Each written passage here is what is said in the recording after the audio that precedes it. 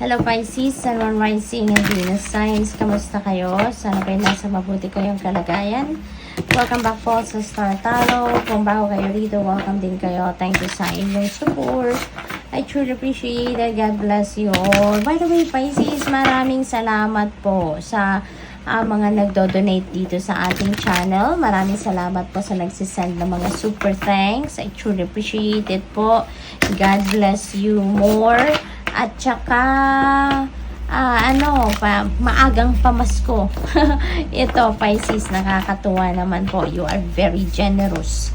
Thank you for your generosity po. God bless you more.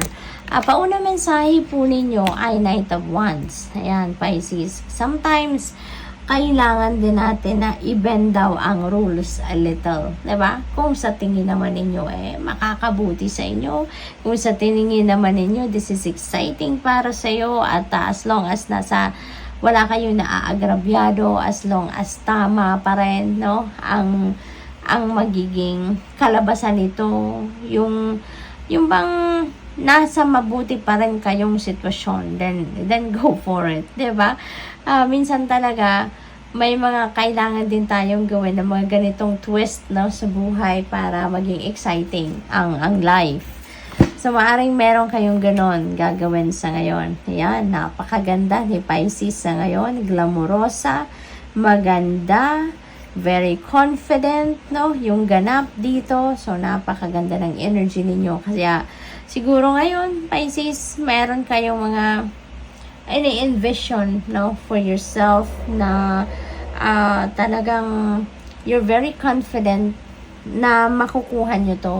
You're very confident na mapagtatagumpayan nyo ito. So, good luck to that. Kasi kapag determined tayo, focus tayo, at saka, alam mo yun, yung focus kayo 100%, no, sa kung anong man ang bagay na yan, you can expect success. Diba? You can expect success. Kasi, kung pagtatrabahuan ninyo yan, pag-e-effortan ninyo, you're going to put your heart and soul into it, walang duda. Talagang pagtatagumpayan ninyo ang kahit anumang bagay na gagawin ninyo. So, parang ganun ang nakikita ko dito para sa inyo, Pisces. Maybe, you have something that you have set, no, sa isip ninyo. Pasensya na dun sa napakaingay na motorsiklo. At yun ang ninyo focus sa ngayon, no? Your eyes, no, kumbaga, are on the prize. So, which is really good. Kasi, talagang pagtatagumpayan ninyo to. Gagawin ninyo ang lahat para makamit ninyo ito, no? The star energy, napakaganda. Kasi parang nakikipag-usap kayo ngayon sa universe. Nakikipag-usap kayo ngayon sa Panginoon, no? Parang yung veil between you and the universe is very thin. Kaya kung ano man ang dinadasal ninyo sa ngayon, maaaring yan ay papakinggan agad-agad. Maaaring yan ay ibibigay sa inyo agad-agad, no? Yun ang pipick up ko dito. Parang you have that deep, relationship with the divine universe sa ngayon. This is also about new hope, no? New optimism, new beginning. Kaya kung ano man ang sisimulan ninyong bagong chapter sa buhay ninyo sa ngayon, rest assured that you will be shown the way. Kaya napaka-importante na makikinig kayo sa inyong intuition. Napaka-importante na magpe-pay attention kayo even in your dreams, kasi you will be sent information, guidance, no, inspiration na magli-lead sa inyo patungo doon sa new beginning na ito. Wishes are coming through as well, Pisces. May mga wish or wishes kayo dito na magka-come to fruition na. Kaya good luck and congrats. 2 of Wands. Ayan, meron ditong decision making na kinakaharap kayo at maaring related ito sa inyong mga plano, no? Kung ano man itong pinagpaplanuhan ninyo, maaaring may mga choices kayong pinagpipilian dito. Maybe may mga different options na kinoconsider kayo, kaya maaaring yun ang kailangan ninyong pagdesisyonan, no? At so good luck to that. Kasi siguro maraming opportunities ito at pinagpipilian ninyo. We have Seven of Cups. Speaking of choices, si Seven of Cups din, multiple opportunities ito. Maraming options talaga ang nasa harapan ninyo, Pisces. No? So, you are blessed kasi binibigyan kayo ngayon ng liberty ng universe, no? Na mamili which is sa tingin ninyo ang best para sa'yo. Ano yung sa tingin ninyo ang makakabuti para sa inyo, no? So, you're being shown dito or being offered various opportunities and possibilities.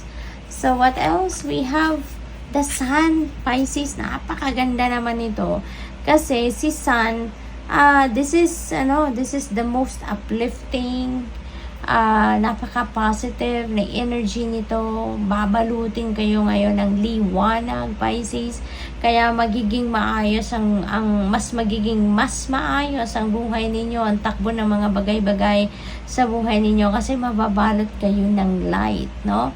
Even kung may mga problema man ang iba sa inyong pinagdadaanan, rest assured that you will find solutions. Rest assured that you will be enlightened, no? To what you need to do para masolusyonan ninyo ang inyong problema. This is also about success, no? All kinds of success.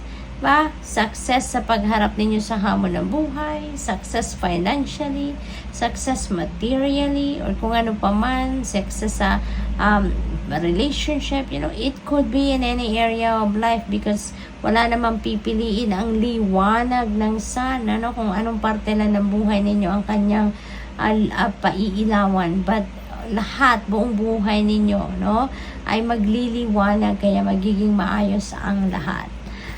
What else? But of course, Pisces, it's not going to happen overnight. It's not going to happen in a flick of a finger. Diba?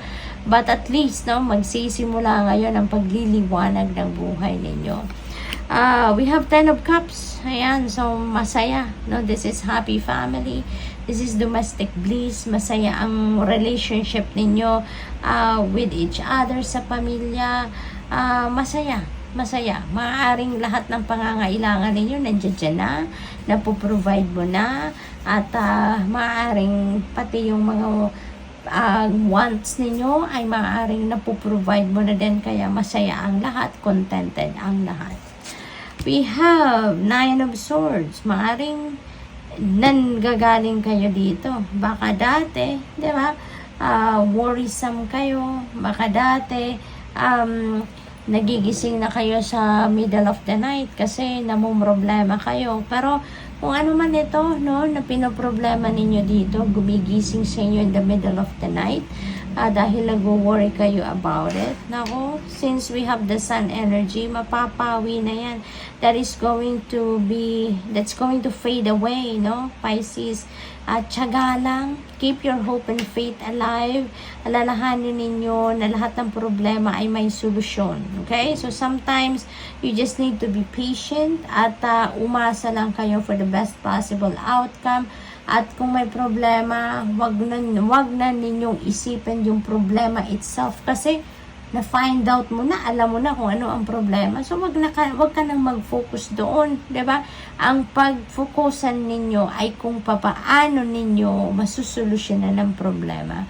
So, doon na tayo mag-focus na kung anong magiging solusyon natin doon.